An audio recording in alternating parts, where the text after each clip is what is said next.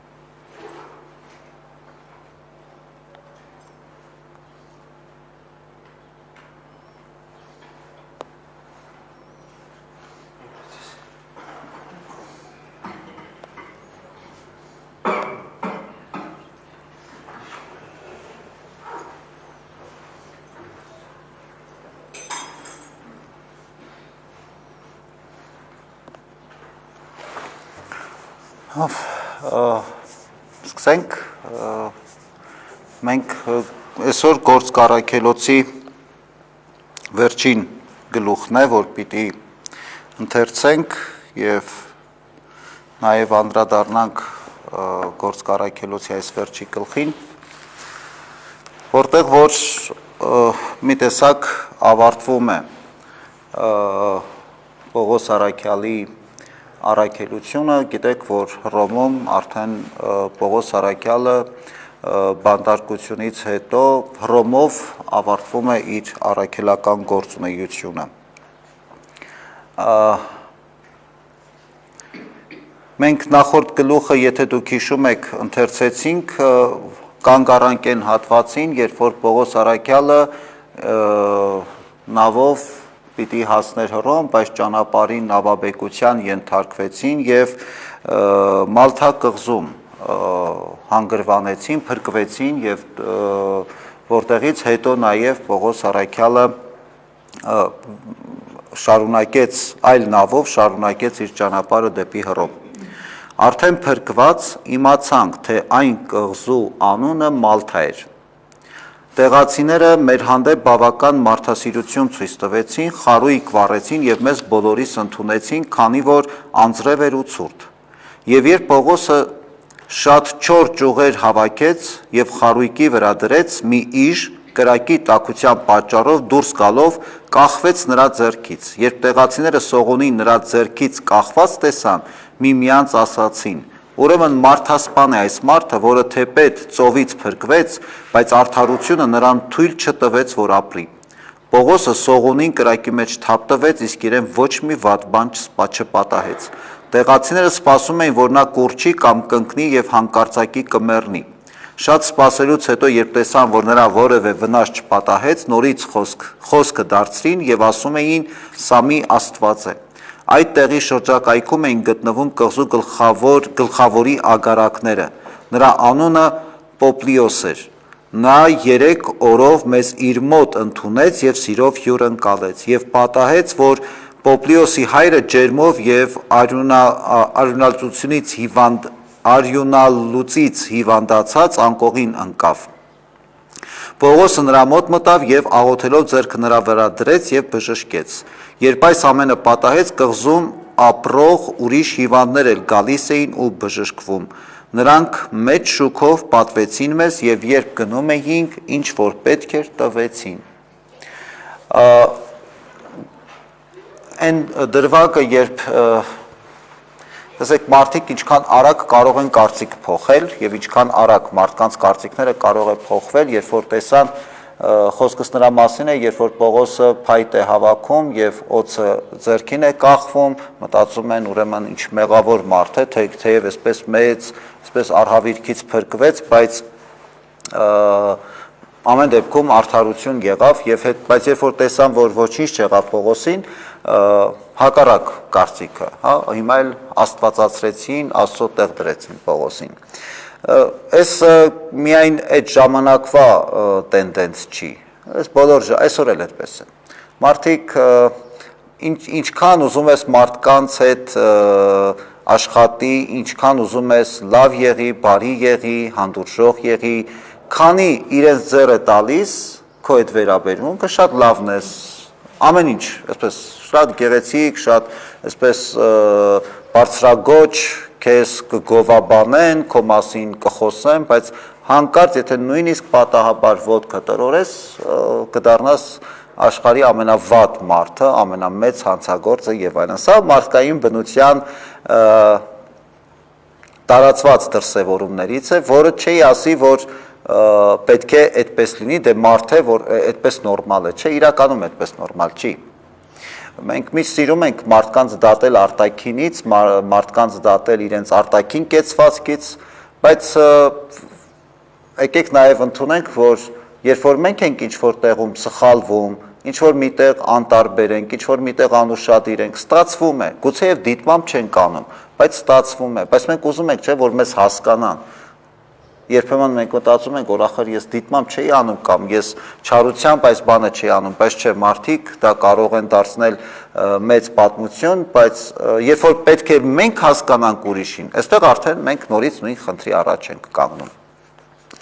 Իրականում Աստվածաշնչում սովորաբար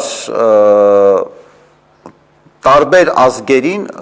հրեաներից բացի մյուս ազգերին անվանում էին հեթանոսներ կամ այլազգիներ, հիմա այստեղի Մալթայի բնակիչներին անվանում է Աստվածաշունչը այլազգիներ կամ հույները ասում են բարբարոս, քանի որ ինչու էին ասում բարբարոս, քանի որ չէին խոսում հունարեն, եթե դու հունարեն չես խոսում, ուրեմն դու բարբարոս ես։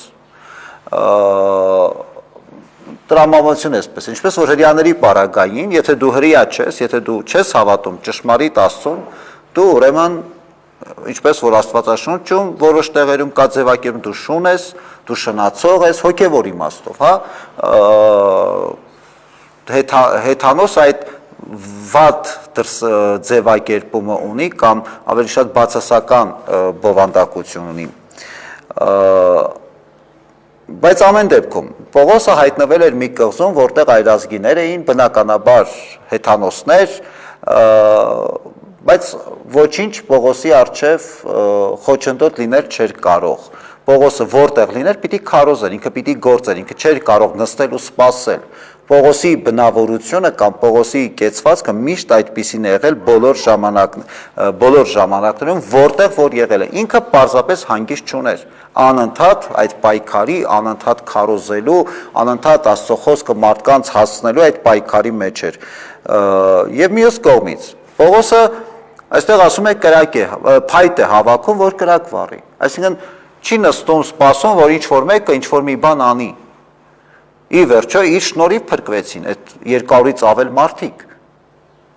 Ինքը եթե չլիներ, շատ մեծ հարցական է այդքան մարդ կփրկվեր, թե ոչ։ Բայց հիմա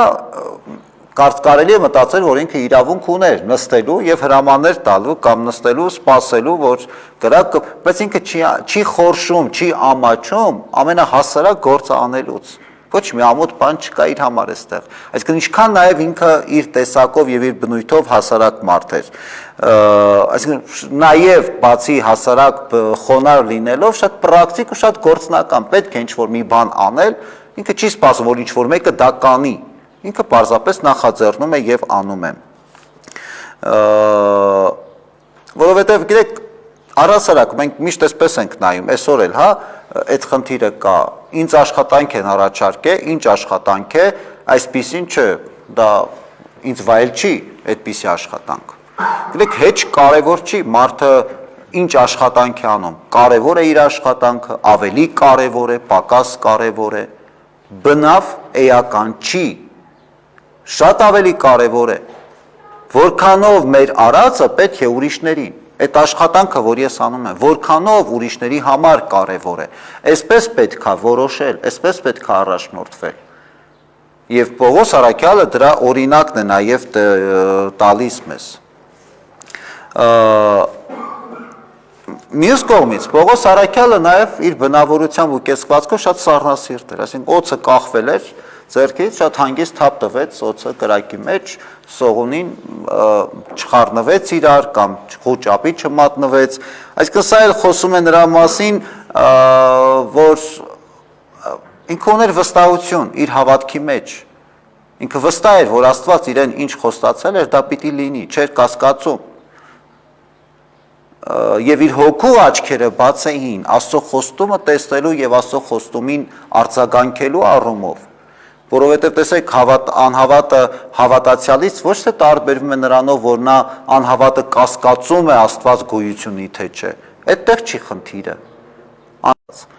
Հավատացյալը հենց տարբերվում է դրանով, ոչ թե որ ասում է ես գիտեմ, որ Աստված գոյություն ունի, այլ որովհետեւ ինքը ձգտում է դեպի Աստված, աղոթքով, ապաշխարությամբ, զղջումով, այս է հավատացյալի բնորոշումը, ոչ թե որ հայո Աստված գոյություն ունի, հետո ինչ։ Շատ մարդիկ են ասում Աստված գոյություն ունի, բայց որքանով են ապրում Աստծո հետ եւ Աստծո ներկայության մեջ, սա շատ ավելի կարևոր հարց է։ Իսկ օձի պատմությունը դժվար է ասել, հրաշք է թե ոչ, հրաշքերը դա թե ոչ։ Մարդիկ կան, որ փորձում են այստեղ հրաշք տեսնել, թե ոնց եղավ օձը չկծեց Պողոս առաքյալին։ Բայց նաև հայտնի է այն իրողությունը, որ հա Մալթայի այս կղզու բնակիչների համար կարծես թե դա հրաշք էր։ Ժողովուրդը, հեթանոսները, որ սա տեսան, իրենց համար դա հրաշք էր, որովհետև հենց դա էր պատճառը, որ ասեցին սա Աստված է։ Պողոսին Աստծո տեղ դրեցին։ Բայց գուցե Պողոսի համար շատ ավելի սովորական իրողություն էր եւ մանավանդ որ Մալթայում սովորաբար է կղզում թունավոր օձեր չեն լինում։ Լինում են օձեր, բայց ոչ թունավոր օձեր։ Սա ընդհանրապես վարկած է իմիջայլոց։ Կարևորը այն իրողությունն է կամ այն արձագանքն է, որը եղավ այդ դեպքից հետո, երբ որ մարդիկ այսպես սկսեցին Պողոսին ուրիշ աչքով նայել եւ դա օգնեց այնքանով, որքանով որ սկսեցին լսել Պողոսի քարոզը եւ Պողոսի խոսքը։ Պողոս ասում է հետո շարունակության մեջ բուժում է մարդկանց, հա, ասում է կղզու գլխավորի հայրն էր հիվանդացել, նրան բժշկեց եւ հետո բազմաթիվ հիվանդներ բերեցին եւ Պողոս առաքյալը բուժեց այս մարդկանց։ Գիտեք, այստեղ ինչն է շատ հետաքրքիր ու շատ կարևոր, որ ակնհայտ է, բայց մենք այդքան էլ դրա վրա ուշադրություն չենք դարձնում, բայց քանի որ գործ կառաքելոցը արդեն վերջացնում ենք, գուցե իբրև ամփոփում է շատ կարևոր է, որտեղ այդ միտքը մենք նախորդ գլուխներում էլի տեսել ենք, բայց գուցե դες չենք անդրադարձել։ Դուք հիշում եք, որ Պողոս Արաքյալը խոսում է նրա մասին, որ ինքը ինչ-որ ցավ ունի, որ խնդրեց, բայց Աստված չբուժեց։ Հիվանդություն ուներ Պողոս Արաքյալը։ Հասկանում եք, ինքը ուներ որոշակի եւ շատ հստակ հիվանդություն, ցավ, որ անընդհատ իրան տանջում էր, բայց ինքը բուժում էր ուրիշներին։ Ինքը իր ցավը իր մեջ կրելով, այդ ցավով ապրելով եւ ինքը բուժում էր ուրիշներին։ Աստված տվել էր Պողոս Արաքյալին բժշկության շնորհ, բայց այդ շնորհը տվել էր դիմացինին բաշխելու, մյուսներին բաշխելու առաքելությամբ, ոչ թե շնորհը իրեն պահելու եւ իր համար օգտագործելու նպատակով։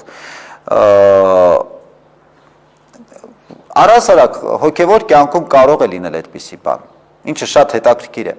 Ասենք դու կարող ես դիմացինին ինչ որ շնորհ անել, ինչ որ բան անել, բայց ինքդ զրկված լինես այդ շնորհը քեզ համար կիրառելուց եւ քեզ համար օգտագործելուց։ Դա նաեւ զոհաբերության ճանապարհն է, մեծ հաշվով։ Զոհաբերության ճանապարհն է։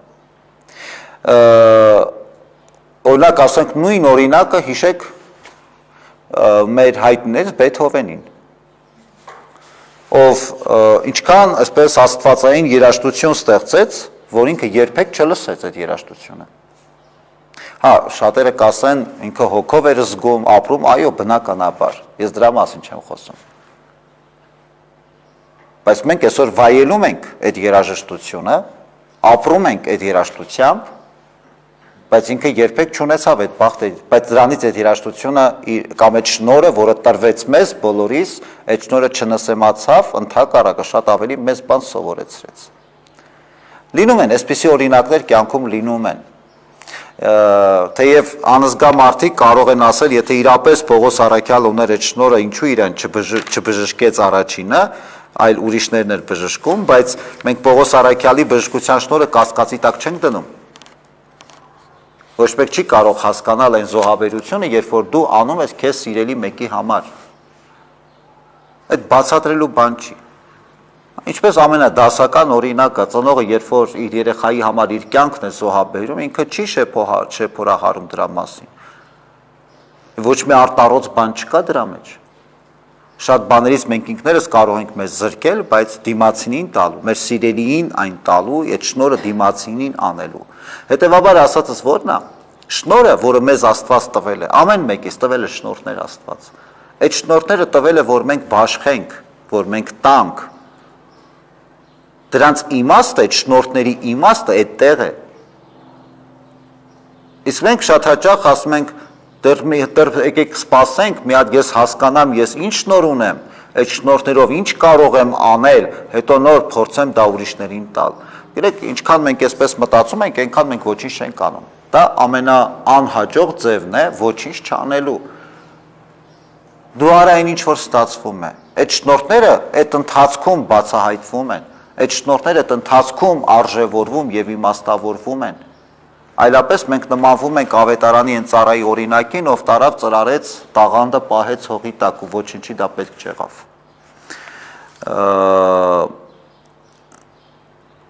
Գիտեք, երբեմն այն ինչ որ դու անում ես քո առաքելությունը, ինչին դու գնում ես հավատքով, նվիրումով, ոչինչ չխնայելով, երբեմն այդ ինչ որ դու անում ես, այդ ծառայությունը, այդ առաքելությունը, որ դու մատուցում ես, երբեմն շատ ավելի կարևոր է, քան թե քո անձը։ Երբեմն դա շատ ավելի կարևոր է։ Իհարկե միշտ չի գուցե մեզ մոտ դա ստացվում։ Բայց եթե կուզեք կատարելության ձգտումը հենց այդտեղ է, կատարելությունը հենց այդտեղ է։ Երբ որ դու քո անձը մոռանում ես, հանուն քո առաքելության, հանուն այն ծառայության, որը որ դու անում ես։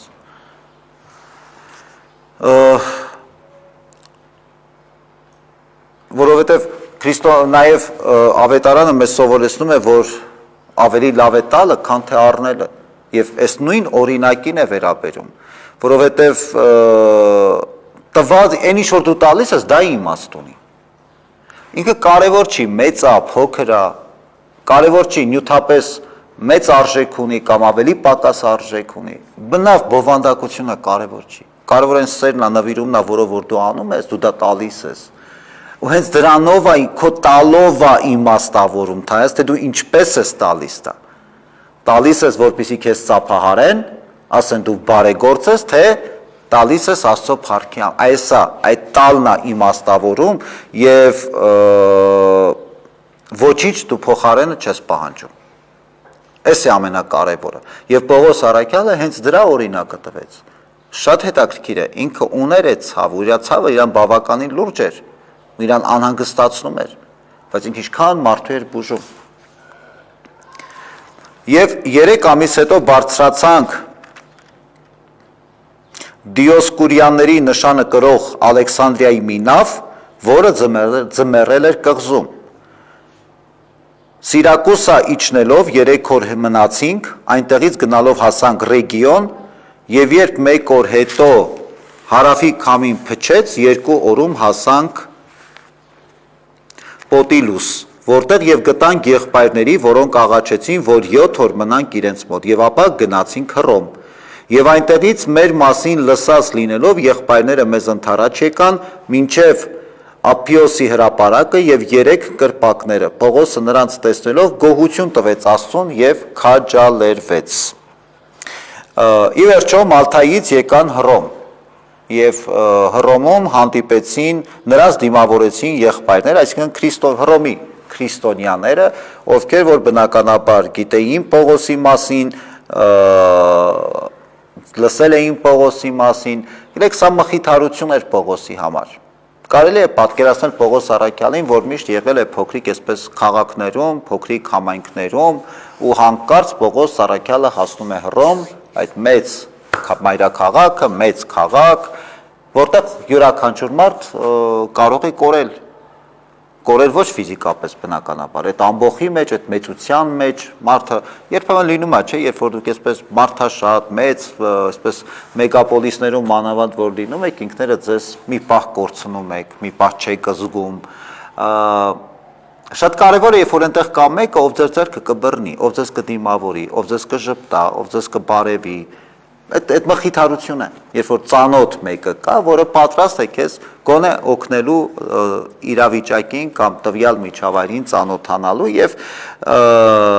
Պողոս առաքյալը հասկացավ, որ Հռոմում էլ ինքը միայնակ չէ։ Այնտեղ կան քրիստոնյա եղբայրներ, ովքեր որ իր կողքին էին։ Իհարկե քրիստոնյան երբեք մենակ չէ։ Այդ օրինակը մենք ունենք նաեւ նայելով Պողոս առաքյալի կենցաղին, կյանքին եւ կեցվածքին, քրիստոնյան միշտ ունի Աստծո ներկայությունը։ Եվ սա ամենակարևոր ներկայությունն է մեր կյանքում, որ երբևէ մենք պիտի ունենանք։ Աստծո իրական ներկայությունը, երբ որ ինչ լինում է մեր կյանքում, գիտեք, այսօր ես ինչ էի մտածում, անընդհատ իմ մտքին դա էր, երբ որ մի միջադեպ եղավ, երբ որ մարդիկ բողոքում են, կողքից եմ ես լսում, ակամայից այսպես անցնում եմ, լսում եմ մարդկանց այսպես շատ կարճ ռեպլիկներ։ Գիտեք, ամենահեշտ բանը կյանքում բողոքելն է։ Ես չեմ ասում արդար էր թե անարդար, գուցեև արդար էին, ես չգիտեմ ինչի մասին է խոսքը, ուղղակի այսպես ականջից հասավ այդ բողոքը։ Եթե ես ծանոթ լինեի ինչ թեմա էր քննարկում, գուցե այսպես չարձագանք էի, բայց ինձ համար շատ հետաքրքիր էր այդ արձագանքը, որ մտածում եմ, որ ինչքան շատ ենք սիրում, մենք բողոքենք։ Էս էսպես չէր, այն այնպես չէր, էս էսպես խոսեց, այն այնպես խոսեց, էս էսպես չարեց, նա այնպես արեց եւ այլն։ Գիտեք, իսկ երբևէ մենք փորձել ենք լավը տեսնել առաջին հերթին։ Ես չեմ ասում վատին վատ պետք չի ասել, բայց կարելի է դա անել առանց բողոքելու, որովհետև երբ որ դու բողոքում ես, դու ուզում ես ցույց տաս, դու ավելին գիտես կամ ավելին կարող ես։ Երբ որ այսքան լավ բաներ կան մեր կյանքում, երբ որ շատ լավ իրողությունների կամ բարի իրողությունների մենք կարող ենք, այդ ամեն ինչի մեջ մենք անընդհատ վատն ենք տեսնում։ Սա ինչ որտեղ նաև ազգային հիվանդություն կարող է լինել, որտեղ շատ ուրիշ դեպքերում, շատ ուրիշ օրինակներում մենք տեսնում ենք, որ մարդիկ անընդհատ խոսում են լավ բաների մասին։ Այո, որևէ մեկը սուրբ չենք եւ որևէ մեկս ամեն ինչ չի անում այնպես, որ կատարյալ է եւ իդեալական։ Բայց անընդհատ մենք վատն ենք տեսնում։ Այո, որ գիտեք, երբ որ Աստծո ներկայություն ունես քո կյանքում, կենթանի ներկայություն, դու անընդհատ լավը կտեսնես։ Հա ոչինչ, այս մարդն էլ ասենք, այս իրավիճակում մի քիչ կեցվածք այսպեսին չէր, խոսքը այնպեսին չէր, կամ չգիտեմ, հակուկապ, ոչինչ կարա եւ լինի, որ մեկիս հետ չի կարող նման բան պատահել։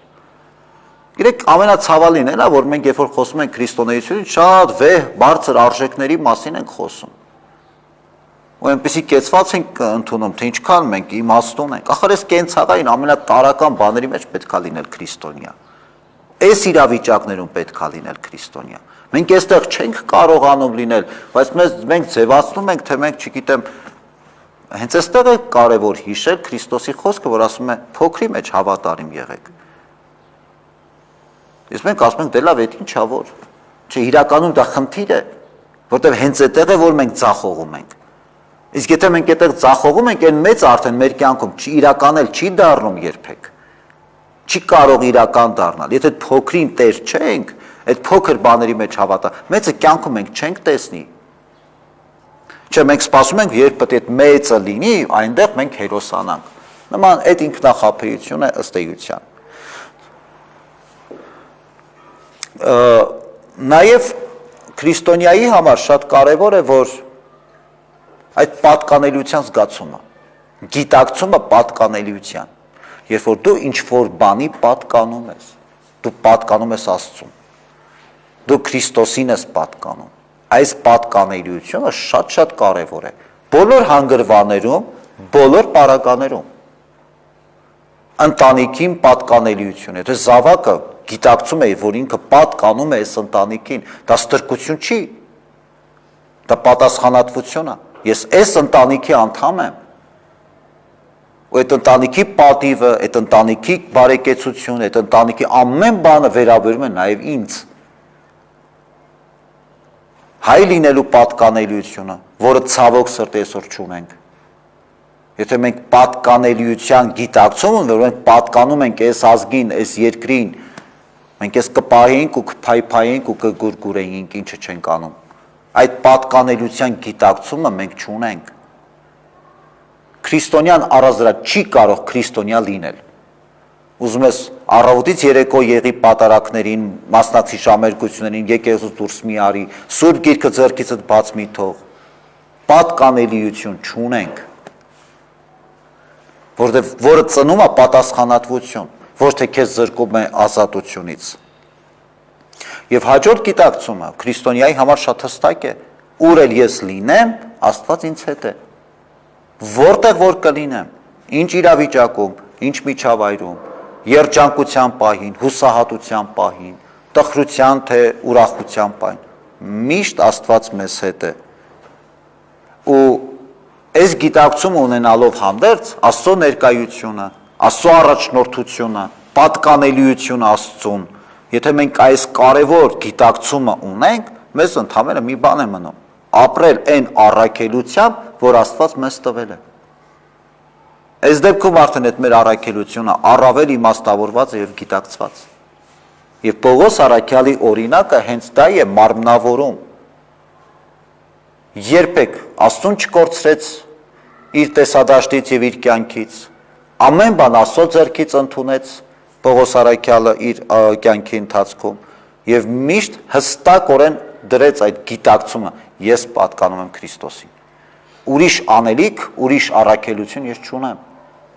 Ու տեղից ծնվեց իր ամբողջ առաքելությունը, որը կոչված էր ամբողջ աշխարհը վերափոխելու, ինչը եւ արեց, եւ հաջողությամբ պսակեց իր առաքելությունը։ Երբ Հռոմ մտանք, Պողոսին հրամայվեց, որ իր պահապան զինվորների հետ միասին առանձին բնակվի։ 3 օր հետո նա հրավիրեց հրեաների գլխավորներին, երբ նրանք եկան, Պողոսը նրանց ասաց. «Եղբայրներ, ժողովրդին կամ հայրենի ավանդույթներին հակառակ ոչինչ գործած չլինելով Երուսաղեմում կալանավորվեցի եւ մատնվեցի հռոմեացիների ձեռքը։ Նրանք երբ ինձ դատեցին, կամեցան ազատ արձակել, որովհետև իմ մեջ մահվան արժանի ոչ մի հանցանք չգտան։ Բայց երբ հրեաները հակառակվեցին, հարկ եղավ Կայսրին բողոքելու, բայց ոչ թե նրա համար, որ իմ ազգի դեմ չարախոսելու բան ունեի։ Այդ պատճառով խնդրեցի ձեզ տեսնելու եւ խոսելու, քանի որ Իսրայելի հույսի համար եմ այս շղթաների մեջ գտնվում, եւ նրանք ասացին նրան. մենք քո մասին Հրեաստանից ոչ մի նամակ չենք ստացել, մեր եղբայրներից էլ ոչ ոք չի եկել ու վատ բան չի պատմել կամ խոսել քո մասին։ Բայց խնդրում ենք քեզանից լսել, թե ինչ ես խորհում, քանի որ այդ հերձվածի մասին մեզ արդեն հայտնի է, որ ամենուրեք նրա դեմ հակառակություն կա։ Այստեղ էլ Հռոմում էլ Պողոս Արաքյալը առաջին հերթին հանդիպեց հրեաներին եւ ուզեց իր եղբայրների, իր ազգակիցների հետ խոսել եւ բացատրել իրավիճակը եւ պարզվեց, որ Հռոմի հրեաները Պողոսի մասին շատ բան չգիտեն կամ այդ ամբաստանությունները, ինչը իրեն հասցրեց Հռոմ, այդ եղբայրներին դեռ չի հասել եւ իրենք որևէ լուր կամ բացատրություն հստակ չունեին։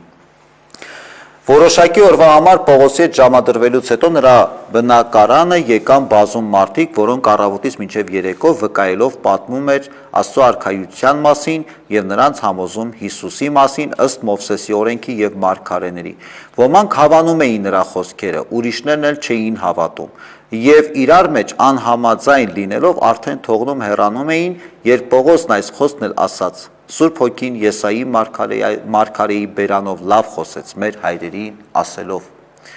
Գնա այդ ժողովրդի մոտ ու ասա, ինչքան էլ լսեք չեք հասկանա, ինչքան էլ տեսնեք չեք ընկալի, քանի որ այդ ժողովրդի սիրտը թանձրացել է, ծանր են լսում իրենց ականջներով, իրենց աչքերը փակ են, այդ պատճառով աչքով չեն տեսնում, ականջով չեն լսում, սրտով չեն հասկանում, որով եւ դարձի չեն գա, որ նրանց բժշկեմ։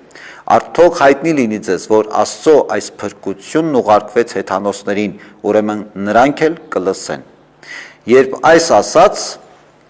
նրա մոտից դուրս գնացին հրեաները, որոնք իրենց մեջ շատ տարաձայնություններ ունեին։ Ամբողջ 2 տարի Պողոսն ապրեց իր ծախսով, ընդունելով բոլոր իր մոտ եկողներին, քարոզում էր Աստծո արքայությունը եւ անխափան ամենայն համարձակությամբ ուսուցանում էր Տեր Հիսուս Քրիստոսի մասին։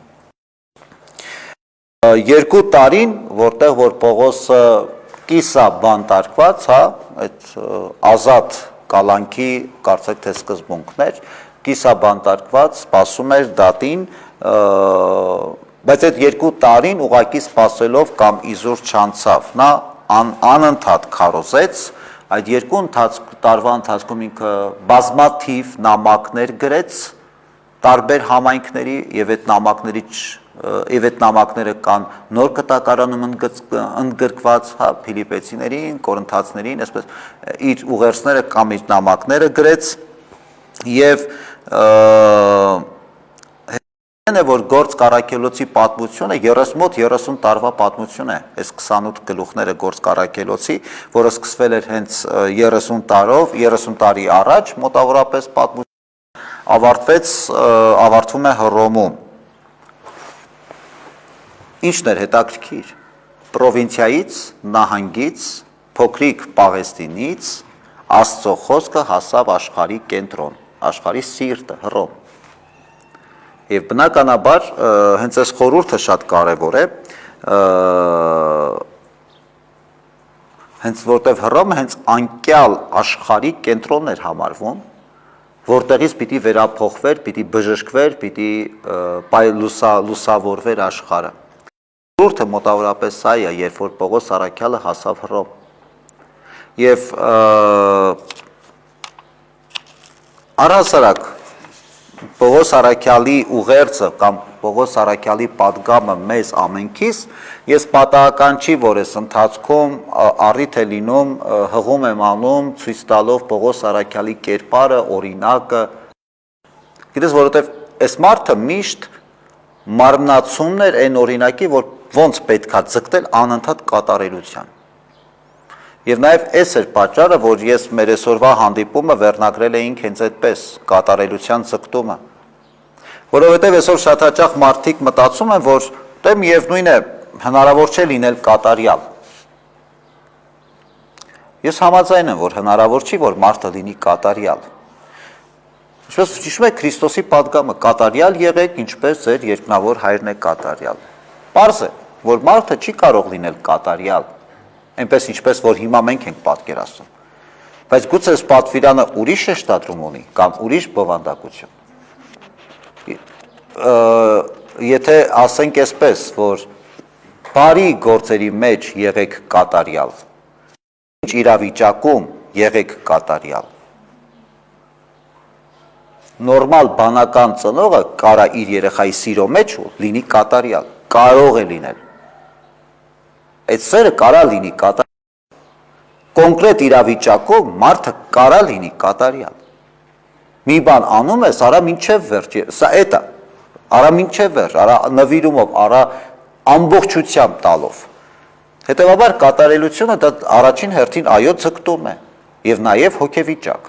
որը որ մենք մեր կյանքի տարբեր հանգրվաներում եւ տարբեր դրվագներում մենք կարող ենք դա ապրել։ Կարող է եւ այդ զգացումը կատարելության միշտ չպահենք մեր կյանքի ընթացքում։ Սայթակենք, ինչ որ իրավիճակում մենք չհաջողենք, կորցնենք այդ զգացումը, չէ՞ որ երբ որ դու մարդը իրականում հանդիպում է Աստծուն եւ վերապրում է Աստծո ներկայությունը, ինքը այդ կատարելություն զգում է։ Հաջորդ կարող ենք մենք մոռանալ, հաջորդ պահին մենք կարող ենք հրաժարվել այդ կատարելությունից, գիտակցաբար կամ անգիտակցաբար, բայց ելի հնարավոր է դա վերականգնել։ Ուստի կատարելությունը այն ձգտումն է, այն պայքարն է հանուն Աստծո։ Ուրիշ պայքար չի կարող լինել կատարելության տանող։ Միայն այն պայքարը, որը հանուն Աստծո է։ Այդ Պողոս առաքյալի օրինակը մեզ հենց սա է սովորեցնում։ Երբ անընդհատ ինչ որ անում ենք Աստծո փառքի համար։ Ինչ է նշանակում Աստծո փառքի համար։ Բնականաբար խոսքը զոհաբերությունների մասին չի, խոսքը անսահման, անթիվ մոմ վառելով չի, դրա մասին չի, անընդհատ եկել։ Խոսքը երբ որ մենք կարողանում ենք դիմացինին օգնել, կարեկից լինել, ամենասովորական, ամենաբարի գործերն արձանագրել մեր կյանքում, այդ փոքրի մեջ հավատալ, փոքրի մեջ հեշտ է կատարելությունը վերապրել։ Երբ որ դու մի բան անում ես, չի եղել այդպես, երբ որ դուք որևէ մասնագետի եք դիմում որևէ հարցով, դա կլինի բանվոր, դա կլինի արհեստավոր կամ մշակույթի գործիչ, կապ չունի։ Եվ որ դիմացինը, տեսնում ես դիմացինը քեզ ծառայություն է մատուցում, նվիրումով, պրոֆեսիոնալ, սիրով, ոչ թե ավելի շատ մտածելով, թե ինչքան գումար կվճարես, այլ մարդ անում է իր գործը, ինչքան փառք տալիս Աստծուն, ինչքան եք ասում, փառք Աստծո, որ այսպիսի մարդիկ կան մեր կյանքում։ Այդպիսի իրավիճակներում կարող ենք լինել կատարյալ, ինչու ոչ։ Իսկ մենք մի անգամ չէ, դա հնարավոր չի ու հարցը փակում ենք։ Այս ամենամեծ խնդիրն է, որ կատարելությունը մենք կարող ենք մեր կյանքի ընթացքում անընդհատ վերապրել, թեկուզ եւ հատվածաբար, բայց ինչն է հետաքրքիր։ Լինելով մենք անկատար, մենք կարող ենք ճաշակել այդ կատարելության համը։ Մի պարզ պատճառով, Քրիստոսի շնորհիվ, որտեղ Քրիստոս ինչ ուներ տվեց մեզ։ Քրիստոս խաչվեց, իր կյանքը տվեց եւ հնարավոր դարձրեց, մենք լինելով անկատար, մեզ տվեց հնարավորություն կատարելության համը մեր կյանքում տեսնելու։ Եվ դա մեր շնորհը չէ։ Այդ Աստծո սերն է ու Աստծո ողորմությունն է։ Հետևաբար նույն սերը, նույն ողորմությունը Աստծո մեզ պիտի անընդհատ ուժ տա պայքարելու եւ ձգտելու կատարելության։ Կարևոր է ձգտումի մեջ ազնիվ ու անկեղծ լինենք, ինքներս մեզ հետ կոնե։ Երևի թե այսքանը, եթե ունեք հարցեր, խնդրեմ։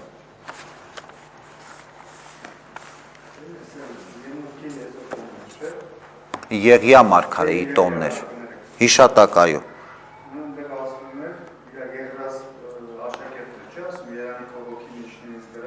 Եղիսեն։ Եվ դա ինչ է դուրում, այսինքն ստացվում է Ոչ վերամայր, ինչ անտրամաբանական բան, այդ ու ինչ որ աղանդավորներից ես նման բան լսել։ Ոչ մի, շատ սխալ ես լսել ուրեմն, ոչ մի նման տրամաբանություն, ոչ մի նման բովանդակություն չկա։ Այնտեղ վերամարմնավորման մասին բացարձակ ակնարկ չկա։ Շնորհները նկատի ունի։ Մարգարեական շնորհներ, ինչ։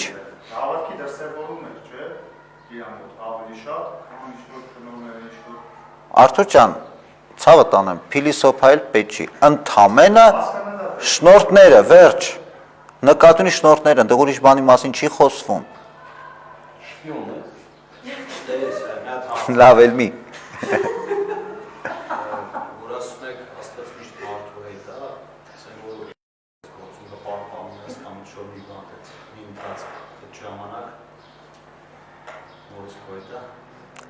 Հարցը լավ չհասկացա, նորից։ Միշտ։ Գիտեք, նայեք, խնդիրը հետևյալն է, Աստված միշտ մեզ հետ է։ Խնդիրը նրանում է, մենք տեսնում ենք Աստծուն, թե ոչ։ Մենք ապրում ենք Աստծո ներկայությունը, թե ոչ, խնդիրը մեր մեջ է։ Աստված պետք չի պատկերացնել, Աստված այն խռովկան երեխայի նման է։ Այդպես չի։ Վատ բան արեցինք, խռովեց գնաց։ Աստված չի թողնում մեզ, չի լքում մեզ երբեք։ Ինքը ցավ է ապրում։ Մենք ենք հեռանում Աստծուց։ Մենք ենք Աստծուց, մենք ինքներս ենք հեռանում, մենք ենք շրջվում մեջքով Աստծուն։ Որովհետև շատ հաճախ Աստված մեզ չայկերտներով խանգարում է։ Որտեվ եթե դու նայում ես Աստծո լույսի տակ ես փորձում տեսնել քո գործերը եւ քո մեղքերը, եւ բնականաբար պիտի ինքդ քեզ դատապարտես։ Բայց մենք չենք ուզում այդ խղճի խայթով ապրենք, մենք ուզում ենք վայելենք կյանք, ուզում ենք այս վատ բանել անենք, բայց այդ խղճի խայթը չլինի, բնականաբար այս նշանակում է թաքնվել Աստծուց։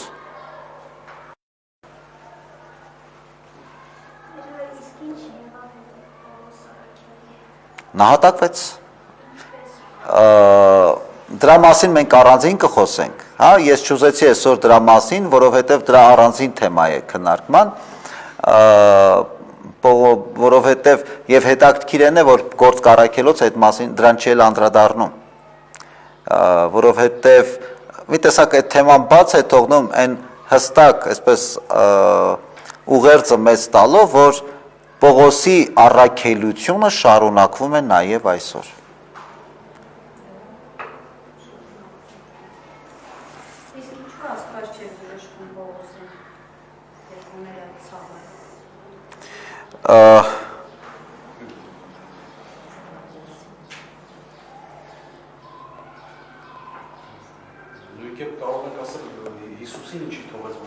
Գիտեք,